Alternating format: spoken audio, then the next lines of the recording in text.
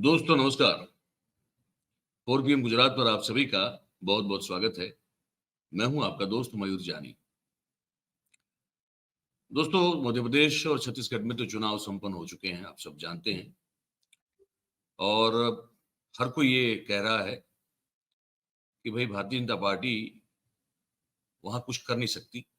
वो चुनाव दोनों राज्यों में हार रही है और इसका पता ये भी बताया जा रहा है कि शिवराज सिंह चौहान जो मध्य प्रदेश के मुख्यमंत्री हैं, उनको भी इस बात का पूरी तरह से अंदाजा है कि पार्टी चुनाव हार रही है।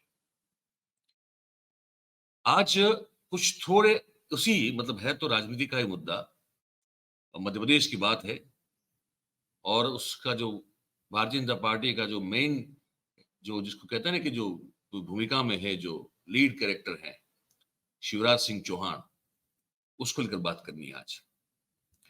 और वो बात करने का मन भी मुझे आज इसलिए हुआ क्योंकि बहुत ही वरिष्ठ पत्रकार हैं हमारे और मैं तो हमेशा कहता हूँ, आप सब जानते हैं कि मैं तो उनके अ, हाथ के नीचे काम करके जो है मैं सीखा हूँ, तो मैं तो सद्भाग्यशाली हूँ। तो वो उन्होंने एक आलेख लिखा और वो आलेख मुझे इतना बढ़िया लगा, मुझे लगा कि उस आलेख को पढ़ के आपको सुनाना चाहिए और उसमें भी अगर कुछ जो जो निहितार्थ हैं उसके कुछ जो उसके बिटवीन द लाइन्स भी कुछ हैं, इंटू द ब्रैकेट जिसको कहते हैं वो भी हैं, वो भी मैं आपको आज उस पर बात करें और आपको वो पहले आलेख सुनाऊँ मैं और फिर उस पर मैं थोड़ा अपना एक खुद का जो आकलन है वो भी आपको बताऊँ। अब ये वो कहा जा रहा है कि शिवराज सिंह चौहान पूरी तरह से स्पष्ट कर दिया गया है कि अगर भारतीय जनता पार्टी की सरकार बनती है मध्य प्रदेश में, तो मुख्यमंत्री का चेहरा शिवराज सिंह चौहान नहीं होंगे। मतलब कि अब ये 1951 से जो उनकी राजनीति चल रही है, उसमें एक फिर से 2018 में भी ये हुआ था और हो सकता है कि इस बार फिर भी, एक बार फिर से भी अ, वो समय का वो जो चेहरा है वो देखना पड़े उनको शायद। उस पर बहुत अच्छी एक एक बहुत अच्छा आलेख लिखा है गर्ग साहब ने। मैं आपको पढ़ के सुनाता हूँ। आलेख मैंने जो है सामने खोल के रखा हुआ है। आप शुरुआत में थोड़ी तस्वीर देख लीजिए, ये भी बड़ी अच्छी तस्वीर है और बात हो रही है यहाँ पे शिवराज सिंह चौहान की। तो गर्ग साहब शुरू करते हैं यहाँ से, जो उन्होंने अपने आलेख की जो हेडलाइन दी है वो ये है कि मेरा नाम शिवराज है, आवाज़ दिल्ली तक भी पहुँची ही होगी। गर्ग साहब लिखते हैं, अमित शाह के हवाले से जानकारी छपी है कि शिवराज सिंह और वसुंधरा राजे की आगामी भूमिका चुनाव के बाद तय होगी। शिवराज एक अनुभवी राजनेता है। वे जानते हैं कि इस तरह के सवाल या तो किए जाएंगे या करवाए जाएंगे। इसलिए लगभग उसी दौरान जब 17 नवंबर को मतदान प्रारंभ होने ही वाला था, शिवराज ने भी अपने मन की बात उजागर कर दी। पार्टी जो भी जिम्मेदारी देगी वे उसे स्वीकार करने के लिए तैयार है।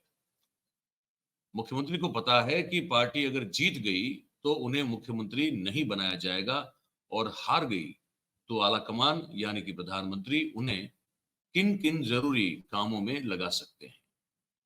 अपने भविष्य का काफी कुछ अनुमान शिवराज को उस समय ही लग गया होगा जब चुनाव प्रचार जो है, जब वो चुनाव प्रचार चल रहा था वहां पे, तो गर्ग साहब लिखते हैं कि अपने भविष्य का मैं आलेख से पढ़ के आपको सुना रहा हूँ, मेरे सामने खोल के रखा हुआ है।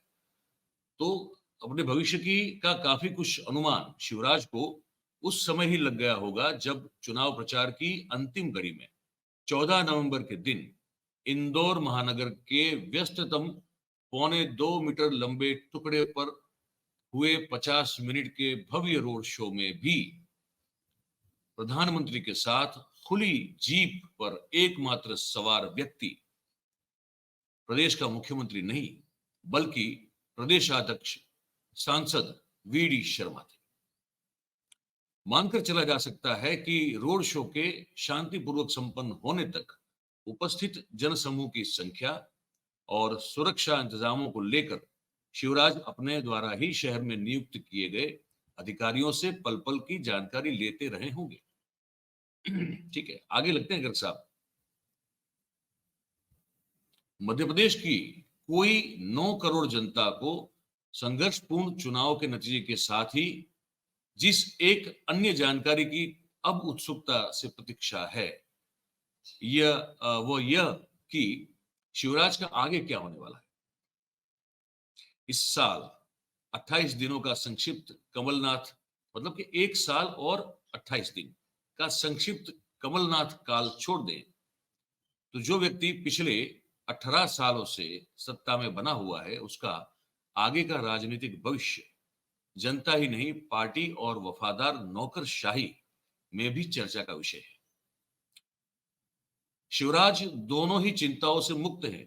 गर्ग साहब लिखते हैं कि शिवराज दोनों ही चिंताओं से मुक्त हैं। नतीजों की पूर्व जानकारी उन्हें 2018 में भी थी और इस बार भी है।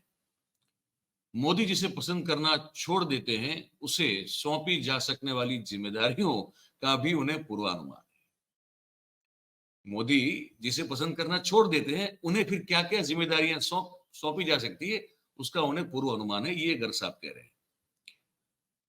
नरेंद्र मोदी तो 2001 में पहली बार गुजरात की विधानसभा में पहुंचे थे और सीधे मुख्यमंत्री की कुर्सी पर बैठ गए। शिवराज सिंह उनसे 10 साल पहले 1991 में विधायक बन चुके थे। वे उसके बाद 5 बार लोकसभा के लिए चुने गए। मोदी पहली बार संसद में 2014 में पहुंचे और सीधे प्रधानमंत्री बन गए। विधायक बनने से पहले शिवराज वर्षों तक संगठन में महत्वपूर्ण पदों पर काम कर चुके थे।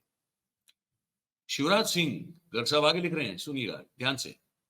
शिवराज सिंह से जब एक इंटरव्यू में सवाल किया गया कि आला कमान द्वारा घोषित किए बगैर ही चुनाव में मुख्यमंत्री पद का चेहरा कैसे बन गए, तो उनका जवाब था, अब जन भावनाओं का तो हम कुछ नहीं कर सकते।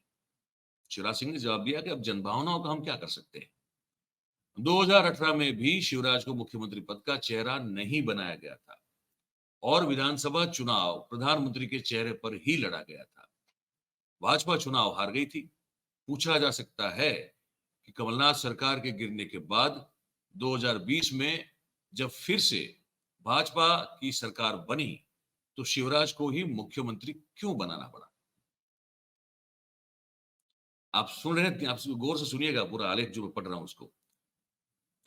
आगे लिखते हैं गर्ग साहब, विधानसभा में हार जीत के नतीजों से भी बड़ा सवाल यह है कि 4 महीनों के बाद ही होने वाले लोकसभा चुनाव में मध्य प्रदेश में पार्टी का नेतृत्व कौन करेगा। 2019 के लोकसभा चुनाव में तो देश भर में मोदी का ही चेहरा था और उनका जादू कारगर भी था। इसलिए विधानसभा चुनाव हारने के बावजूद पार्टी ने लोकसभा में प्रदेश की 29 में से 28 सीटें जीत ली थी। गर्ग साहब आगे लिख रहे हैं कि उन्हीं जीती गई सीट के 7 दिग्गजों को, जो 28 सीटें जीती, उन्हीं में से 7 दिग्गजों को और एक राष्ट्रीय महासचिव को शिवराज का विकल्प तैयार करने के लिए विधानसभा चुनाव लड़वाया गया। पूरे प्रदेश ने देखा कि सारे ही दिग्गज अपने अपने चुनाव क्षेत्रों में ही कैद रहते हुए किस तरह से हांफने लगे, जबकि शिवराज बुधनी में चुनाव प्रचार के लिए लगभग गए ही नहीं। सवाल यह है कि आला कमान, मतलब कि ब्रैकेट में लिखा है कि मोदी और शाह, अगर शिवराज का कोई चुनाव जिताऊ विकल्प 9 सालों में नहीं खड़ा कर पाया, तो लोकसभा चुनाव के पहले 4 महीनों में ऐसा क्या चमत्कार होने वाला है।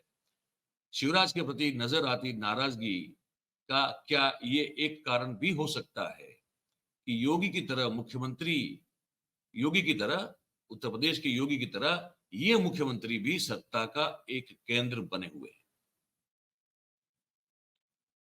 इसीलिए, अच्छा इसमें आगे और लिखा है, ब्रैकेट में लिखा है, वैसे भी दिल्ली के मुकाबले भोपाल से नागपुर आधी से भी कम दूरी पे है।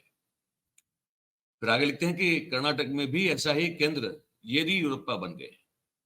इसीलिए वहां की हार के बाद उनके बेटे को प्रदेश की कमान सौंपी गई।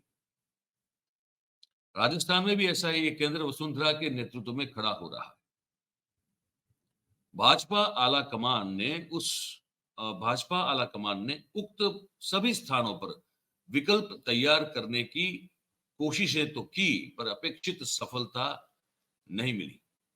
शिवराज का टिकट चौथी सूची में शामिल करने से काफी पहले 8 दिग्गजों के नाम की घोषणा के बाद एक हिंदी अखबार ने हेडलाइन प्रकाशित की थी, सीएम की दौड़ में रहे विजय वर्गीय तोमर पटेल को टिकट। ये 3 नाम और 5 अन्य शिवराज के मुकाबले कितने दमदार है, कुछ ये जो कितने दमदार है, कुछ तो उनके चुनाव प्रचार की कसरत में साबित हो गया और बाकी जो है वो नतीजों के बाद पता चल जाएगा। आगे लिखते हैं गर्ग साहब की तीसरी सूची भी घोषित होने के बाद, चुनाव की जो तीसरी सूची घोषित हुई भारतीय जनता पार्टी की ओर से, उसके बाद जब प्रदेश में चर्चाएं चल निकली कि मुख्यमंत्री का टिकट कट रहा है, तो शिवराज ने वही किया जो 2014 के लोकसभा चुनाव के पहले करने से वो डर गए थे। प्रधानमंत्री पद के लिए उम्मीदवारी में शिवराज को मोदी के मुकाबले ज्यादा स्वीकार्य नेता माना जा रहा था। आडवाणी समेत वाजपेयी युग के कई नेताओं और संघ का उन्हें समर्थन प्राप्त था। ब्रैकेट में लिखा है कि यह बात कभी अलग से कि संघ बाद में क्यों पलटी खा गया। बाद में लिखते हैं कि इसमें यह भी शामिल है कि शिवराज के आग्रह पर 2014 में आडवाणी भोपाल से लोकसभा का चुनाव लड़ना चाहते थे, पर आलाकमान के द्वारा उन्हें रोक दिया गया और उनकी मर्जी के खिलाफ गुजरात के गांधीनगर से उनको उम्मीदवार बनाया गया। शिवराज के इस कदम को बिना कोई आवाज किए काला कमान के प्रति चुनौती भी माना जा सकता है कि जब तीसरी सूची तक नाम सामने नहीं आया तो वे अपने क्षेत्र की जनता के बीच पूछने पहुंच गए। और क्या पूछा? पूछा कि मैं चला जाऊंगा तो बहुत याद आऊंगा, मैं चुनाव लड़ूं या नहीं, यहां से लड़ूं या नहीं, ये सब सवाल पूछे। और जनता ने अपने दोनों हाथ ऊंचे करके जोरदार आवाज में शिवराज के प्रति अपना समर्थन घोषित किया, जाहिर कर दिया। चुनाव प्रचार के दौरान जब एक अंग्रेजी अखबार के संवाददाता ने शिवराज से सवाल पूछा कि इतने साल सत्ता में रहने के बाद भी चुनावी चेहरा नहीं बनाए जाने पर आपको बुरा नहीं लगा, तो मुख्यमंत्री ने शिवराज सिंह ने जवाब दिया कि मेरा नाम शिवराज सिंह चौहान है, छोटी छोटी बातों का मुझ पर या मेरे काम पर असर नहीं पड़ता, कुछ तो हूं मैं, पोस्ट महत्वपूर्ण नहीं है। शिवराज सिंह किसी और संदर्भ में पहले कभी ऐसा भी बोल चुके हैं कि टाइगर अभी जिंदा है। शिवराज के कहे की गूंज दिल्ली दरबार तक भी निश्चित ही पहुंची होगी। ये तो जो गर्ग साहब ने लिखा वो हमने आपको पढ़ के सुनाया।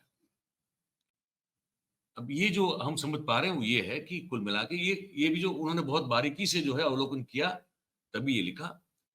और इसमें जो है आपको भारतीय जनता पार्टी के इंटरनल पॉलिटिकल मैकेनिज्म की समझ आती है, समझ सकते हैं इससे आप। और जो कंपैरिजन भी की उन्होंने कि नरेंद्र मोदी साहब कैसे मुख्यमंत्री बने और फिर कब संसद पहुंचे, शिवराज की राजनीति कब शुरू हुई, कितनी बार लोकसभा तब तक वो सांसद रह चुके हैं और 18 साल से ऑलमोस्ट 18 साल से वो मुख्यमंत्री का चेहरा है, मुख्यमंत्री पद पर वो विराजमान है। लेकिन भारतीय जनता पार्टी में ये जो चलन है, और वो भी पर्टिकुलरली नरेंद्र भाई और अमित भाई के युग की शुरुआत के साथ ही, कि नीचे केंद्र के बाद राज्यों में ऐसा कोई मजबूत मुख्यमंत्री का चेहरा नहीं होना चाहिए कि सत्ता उसी के इर्द गिर्द रहे और मजबूरी में भी उसी को मुख्यमंत्री का चेहरा बनाना पड़ जाए। आपके सामने गुजरात का उदाहरण बहुत बहुत स्पष्ट है। यहाँ जो भी मुख्यमंत्री बनते हैं वो बिल्कुल पपेट चीफ मिनिस्टर होते हैं, ठीक है। आपके वहां जो असम में जो चेहरा है वो उन्होंने बिठा के रखा हुआ है, वो जो लेके आए हैं, है ना, जो बहुत कुछ कुछ ऐसा बोल देते हैं, हेमंत विश्व शर्मा, जो विवेक के बिल्कुल बाहर होता है, वो भी पपेट है। गोवा में जो बैठे हुए हैं वो भी पपेट है, ठीक है। योगी को पपेट बनाने की लगातार कोशिश की जा रही है, लेकिन वहां सफल हो नहीं पा रहे हैं। शिवराज सिंह जो है उसमें और योगी में बहुत फर्क है। योगी जो है वो आक्रामक हैं अपने कामकाज और अपनी कार्यशैली को लेकर। शिवराज सिंह जो है उस तरह से आक्रामक व्यवहार नहीं करते हैं, लेकिन फिर भी वो अपनी जमीन तो बचाने के लिए और अपने जो भी साख है उसको बचाने के लिए भी वो भी तो है, वो एक बचाव की भूमिका तो तैयार करेंगे ही करेंगे। तो भारतीय जनता पार्टी में क्षत्रपों को कैसे कमजोर से कमजोर क्षत्रपों को बिठाया जाए और मजबूत अगर कोई क्षत्रप है, सीएम है या सीएम का चेहरा है, तो उसको कैसे कमजोर कर दिया जाए। ये एक महत्वपूर्ण खेल है जो चलता रहता है। क्योंकि नरेंद्र भाई कभी ये चाहते नहीं है, अमित शाह कभी ये चाहते नहीं है कि उन दोनों के अलावा पूरी पार्टी में कोई अपने बलबूते पर खड़ा होकर चुनाव जीतने और जिताने वाला कोई चेहरा अस्तित्व में आए या अस्तित्व में हो तो वो टिका रहे। क्योंकि उनको अपना ही चेहरा चाहिए, उनको अपना ही वजूद जो है वो हर जगह पे स्थापित करना है। और इसीलिए चाहे आप इतने पुराने कर्मठ पार्टी के कार्यकर्ता या नेता क्यों न रहे हो, 18 साल तक प्रदेश के मुख्यमंत्री क्यों न रहे हो, 5 बार के लोकसभा के सांसद पार्टी की ओर से क्यों न रहे हो, लेकिन आपका भी ये हाल किया जा सकता है कि 3 सूची तक आपका नाम ही घोषित न किया जाए उम्मीदवारों की यादी सूची में। पर यही एक है अभी इस युग की भारतीय जनता पार्टी का जो ये युग है, उसकी यही चाल है, उसका यही चरित्र है, उसका यही चेहरा है। और इस बात को उजागर करने की कोशिश गर्ग साहब ने अपने आलेख में की है। और इसमें अंत में जो लिखा है कि वो बात भी मतलब दिल्ली तक पहुंची होगी, तो बिल्कुल पहुंची होगी कि भाई मतलब मेरा नाम शिवराज सिंह चौहान है, मतलब कि भाई मैं कोई आलतू फालतू आदमी हूं नहीं, मैं बहुत जमीन से जो है काम करते करते पार्टी में घिस घिस के अपनी जगह बनाई है, संगठन से लेके हर जगह पे। तो वो बात बिल्कुल वहां तक पहुंची होगी। पर ये जो आंतरिक अंदरूनी जो मामला है और जो मजबूत लोगों को कमजोर करने की और कमजोर लोगों को बड़े पदों पर बिठाने की जो पॉलिसी है, उसका बहुत अच्छा एक आकलन जो है वो इस आलेख में किया था गर्ग साहब ने। हमने सोचा आप तक पहुंचा दें। अब क्या सोचते हैं हमारी इस प्रस्तुति को लेकर, ये आप हमको जरूर से लिख के कमेंट में बताइएगा, हमको अच्छा लगता है। और बात अगर आपको हमारी सही सच्ची और पसंद आती हो, तो फिर इस वीडियो को लाइक करें, इस वीडियो की लिंक को हो सके उतना शेयर करें। और हमारी जो चैनल है 4PM गुजरात, उसको आप सब्सक्राइब करें और अपने आसपास के लोगों से करवाएं। बहुत बहुत धन्यवाद करते हैं आप सभी का जो इस कार्यक्रम में हमारे साथ जुड़े हैं। Thank you very much. नमस्कार।